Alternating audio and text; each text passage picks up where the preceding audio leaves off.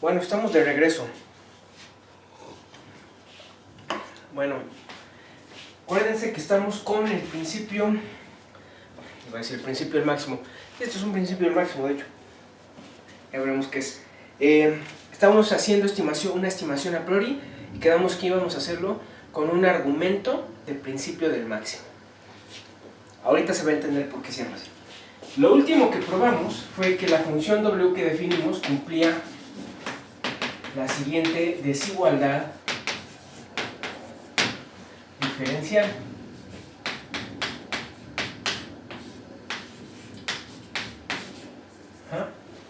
Esto en CKP. ¿Va? Bien. Entonces ahora,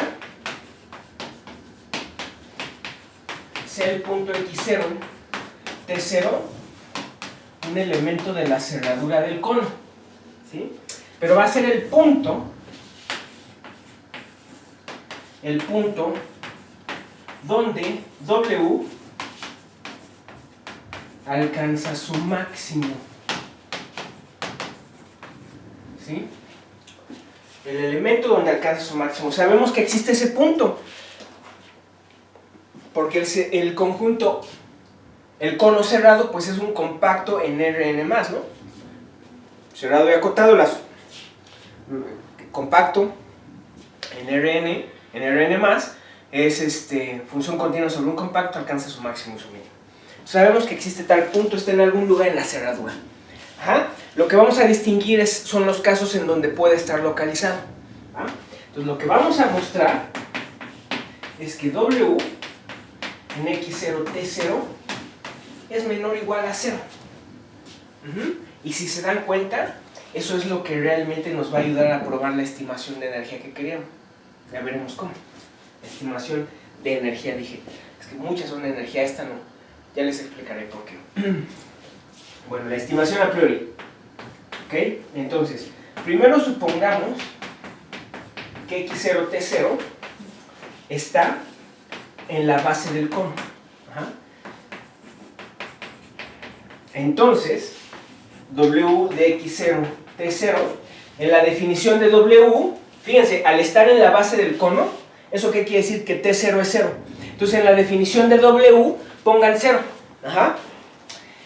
En la definición de W van a poner 0 y les va a quedar que esto es igual, por lo tanto, a U0 de X0 menos M. Y por la definición de M, nosotros dijimos que es el supremo sobre la base de este valor, de estos valores. Entonces esto es menor o igual a 0. ¿Sí? Por definición de M. Por definición de M mayúsculo. ¿Sí? Segundo, si ahora resulta que X0, T0 está en CKP, CKP tiene la propiedad de que es un abierto, ¿se acuerdan? Así lo definimos, ¿va? CKP, el cono es abierto. Lo definimos sin la base y sin la superficie lateral. Entonces es un abierto. ¿Eso qué me dice del punto X0, T0? Que es un punto interior. Entonces tienen un extremo local sobre un abierto. Ahí aplican las condiciones suficientes condiciones necesarias para la existencia del extremo. ¿Eso qué quiere decir? Que la derivada de la función W evaluada en este punto debe ser 0. Ok, entonces si esto está acá, es decir, X0, T0 es un extremo interior,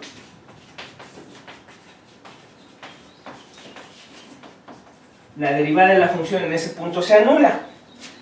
¿Pero eso qué quiere decir? Que entonces, en particular, la derivada direccional también, ¿no? Wt más A punto gradiente de W en X0 de 0, esto vale 0. ¿Pero eso qué significa? Pues regrésense acá. Si esto vale 0, esto es menor o igual a 0. Y como esto es estrictamente positivo, esto es menor o igual a 0. ¿Sí? Es decir, esto implica que W X0 de 0 es menor o igual a 0. ¿Sale? Bien, siguiente punto. Aquí voy a usar una observación, la voy a escribir otra vez, pero ya la habíamos hecho. Si X0 y T0 están en la superficie lateral del cono, por la posición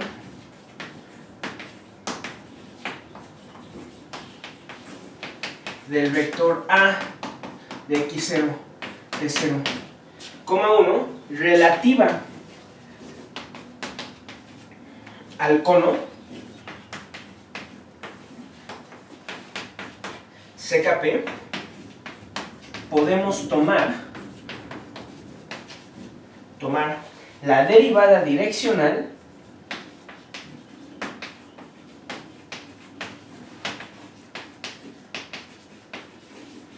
a lo largo del vector, esto ya lo habíamos dicho,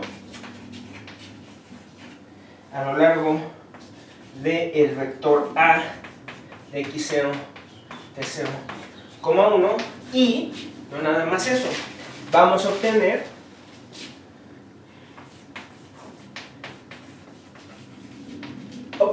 que WT más A punto gradiente de W en X0 T0 es mayor o igual a 0. ¿Están de acuerdo con eso? Ojo, acuérdense de cálculo. El extremo, ese resultado que es la condición necesaria para la existencia de extremos que ven en cálculo, que dice una función, la derivada de una función en un extremo se anula, ese resultado es válido cuando el punto es interior. Ajá. Solamente en ese caso. ¿Okay?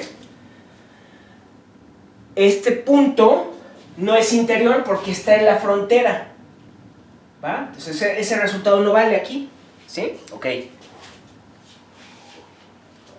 Vamos a hacer un dibujo para recordar qué es lo que estábamos haciendo.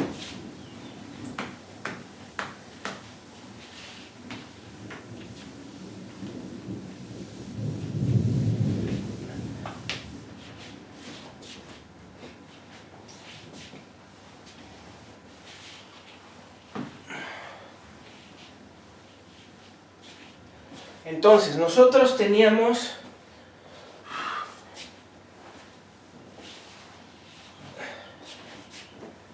nuestro cono, ya saben el dibujo.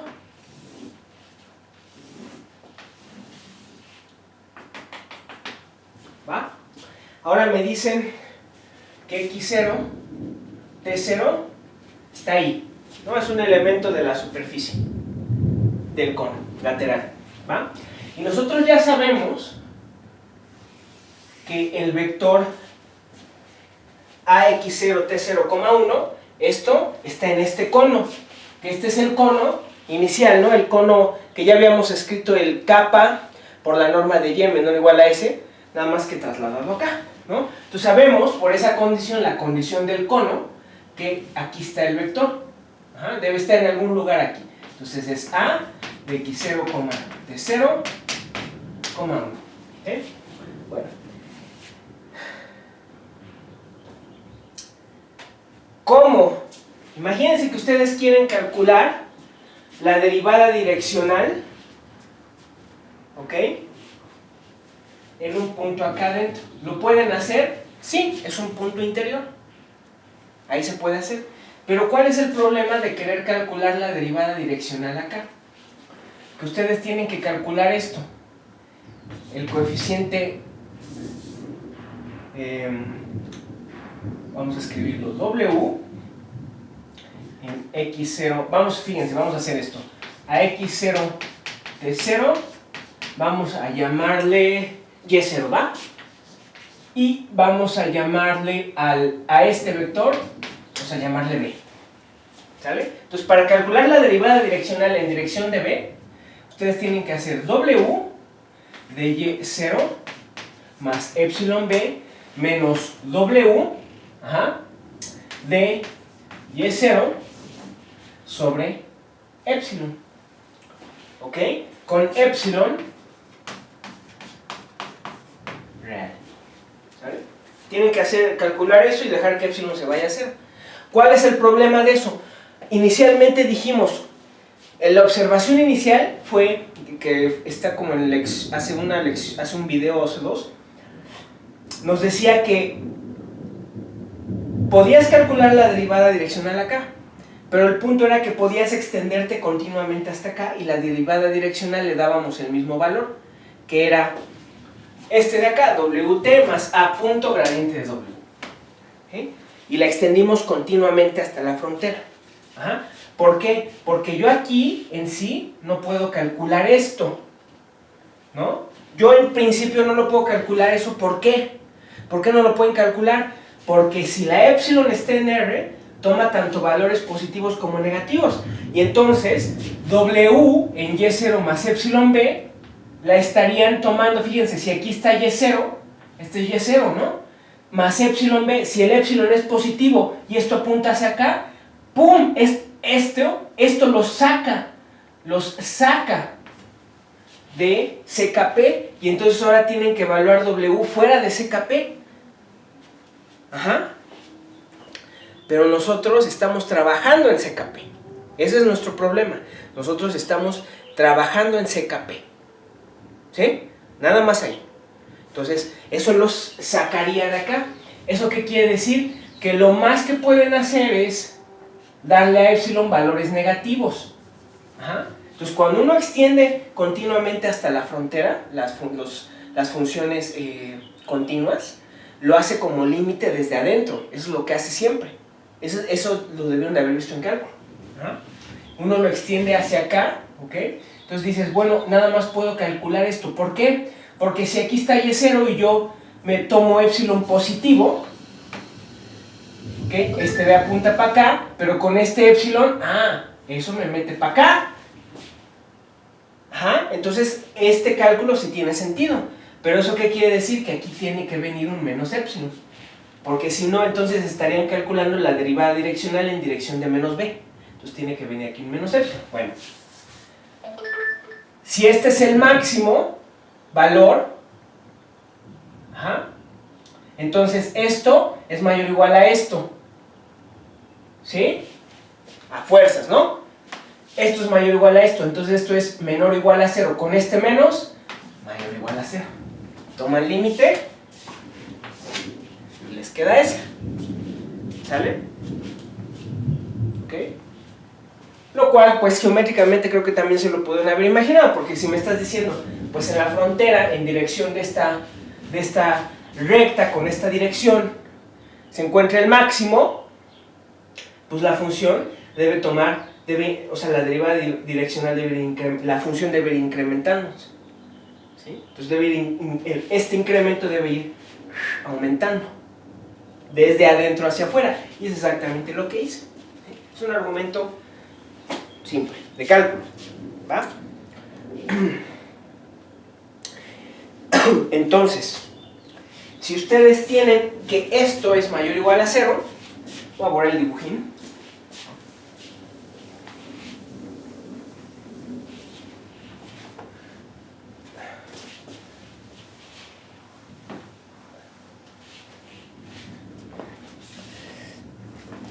Si eso es mayor o igual a 0, entonces fíjense, vamos a sustituirlo de la ecuación que teníamos, más bien la desigualdad diferencial.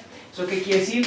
Que entonces B más beta prima por W evaluada en X0 de 0 es menor o igual que menos WT más A punto gradiente de W en X0 de 0. Ajá. ¿Cómo saqué esta? De la desigualdad diferencial, nada más despejé este término. Ajá. Pero pues esto es menor o igual a 0. Como esto es positivo, eso implica que W en X0 de 0 menor o igual a 0. ¿No? Entonces, ahí está. Por lo tanto, en los tres casos,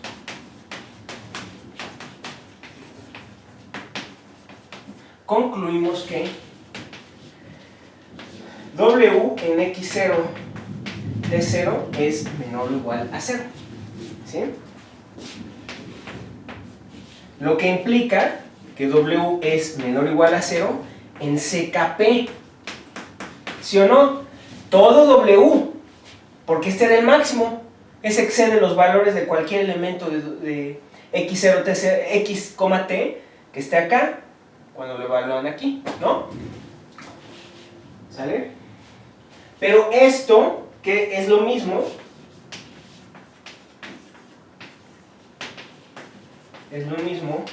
que U de x, t es menor o igual que E a la beta prima t por M más TF. Ajá. Nada más de la definición de W. Esto es esto aquí, sí, solo sí. Esto, ajá, para todo x, t en CKP. ¿Sí o no? ¿Ok? Bueno.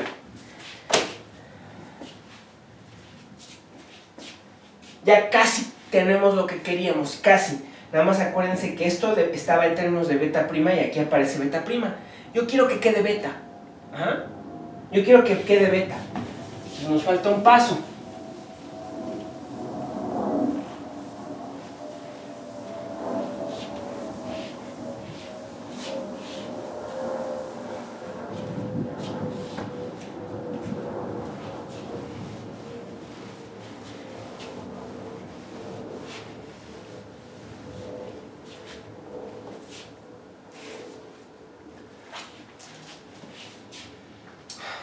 Ok, entonces,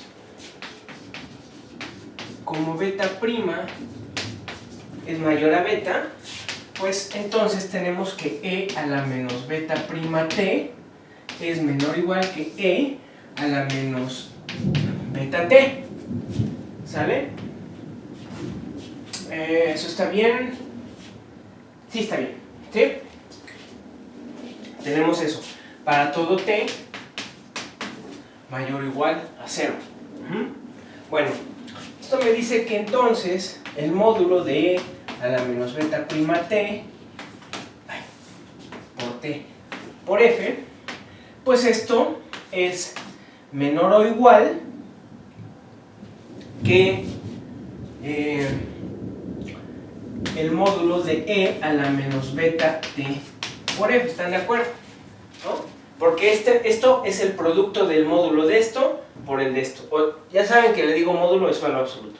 Pero el valor absoluto de esto es el mismo, esto es no negativo. Esto es positivo, de hecho. Esto es positivo y se aplica esta desigualdad, ¿no? Sin ningún problema. ¿Va? Bueno, ¿qué quiere decir eso?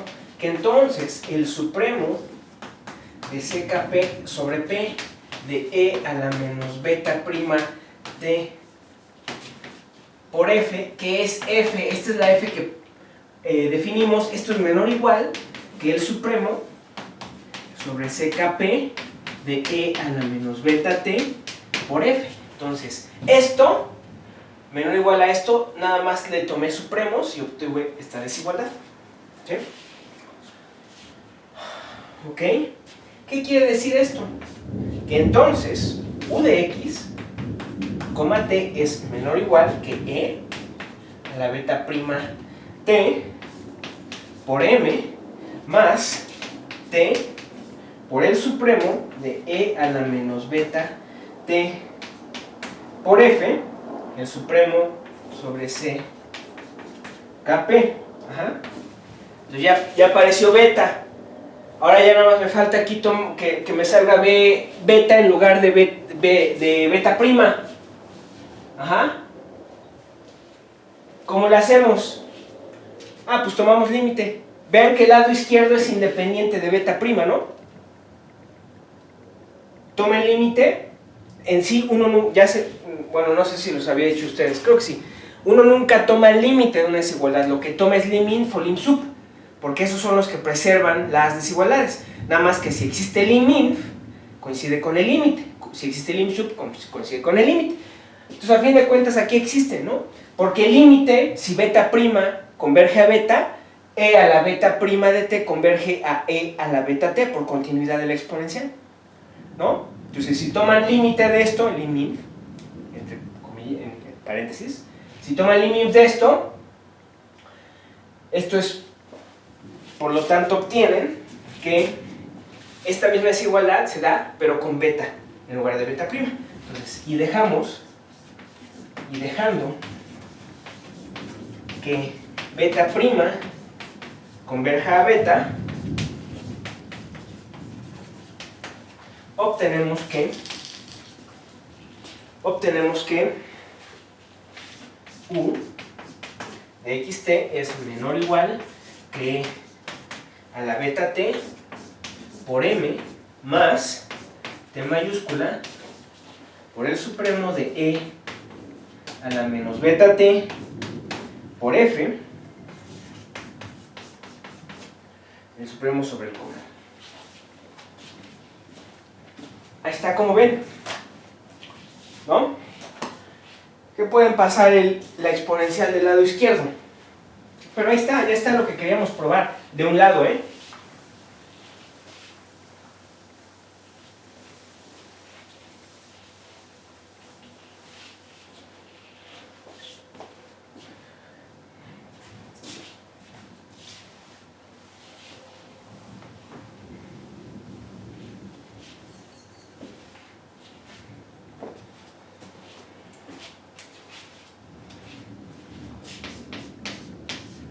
E a la menos beta t por uxt es menor o igual que m más t por el supremo de e a la menos beta t por f sobre el cono, ¿no? Y esa es la desigualdad que queríamos, nada más que es el lado derecho. La desigualdad que queríamos era en valor absoluto, ¿no? Ya encontramos el lado derecho de ese valor absoluto, ¿sale? Entonces, ¿de dónde se obtiene?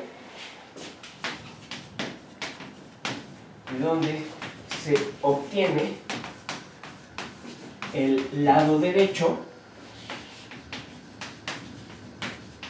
de la estimación buscada.